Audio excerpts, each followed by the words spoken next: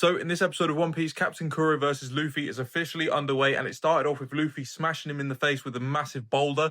I can't believe that didn't kill Captain Kuro or knock him out. The dude is durable, I must admit it. But he made a pretty scary admission in this episode.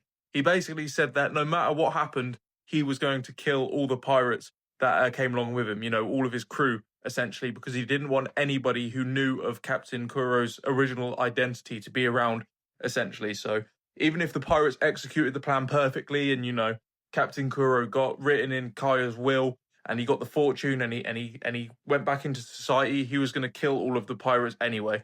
So that just goes to show his mindset. And I love the line by Luffy that he said to Captain Kuro in this episode. He said, "What do you take your friends for?" As Captain Kuro is basically cutting them down with this technique that he's using called out the back attack, which is an insane name, but it's essentially ability to where he sort of loses control and he's just slashing everything in sight, and it doesn't matter what he's hitting. So he takes out a bunch of his crew, but he slices Luffy a lot in the process, and it's like a chaotic attack, but it clearly does a lot of damage. And like I said, he basically destroyed his own crew doing this, but he couldn't care less because all he cares about is himself, and that's very, very obvious. He's the complete opposite of Luffy. And another line that Luffy said in this episode to Captain Kuro was, "You'll never be better than Usopp," which I thought was brilliant because Captain Kuro has this massive crew, this huge reputation. He's like this notorious pirate, and Luffy saying because of his character, you know, Usopp is just better as a crew leader. You know, you can see how much like the Usopp pirates look up to Usopp as a leader, as a pirate leader,